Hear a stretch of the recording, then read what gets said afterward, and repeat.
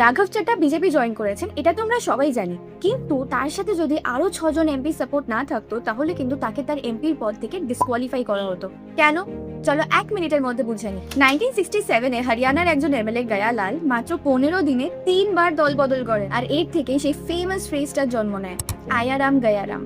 এরপর 1967 থেকে 1971-এর মধ্যে 50% এমপি এবং এমএলএ তাদের পার্টি চেঞ্জ করেছিলেন। মানে তুমি যাকে ভোট দিয়ে জিতিয়েছো সে পরে অন্য দলে চলে যাচ্ছে। এবার এই প্রবলেম সলভ করার জন্য 1985-এ আমাদের কনস্টিটিউশনে 10th শিডিউল অ্যাড করা হয়, যাকে বলা হয় অ্যান্টি ডিফেকশন ল। মানে এখন তুমি যদি তোমার দল ছেড়ে অন্য দলে চলে যাও তাহলে পার্লামেন্ট বা স্টেট লিজিসলেচার যেই হাউসেই তোমার সিট আছে সেখান থেকে তুমি ডিসকোয়ালিফাই হয়ে যাবে। But there is a catch, there is an important exception. যদি কোনো দলের কোনো হাউসের অন্তত 2/3 মেম্বার একসাথে অন্য দলে চলে যায় তাহলে সেটাকে আর ডিফেকশন বলা হবে না, সেটাকে বলা হবে বর্জন। রাজ্যসভায় আম আদমি পার্টির 10 জন এমপি ছিলেন।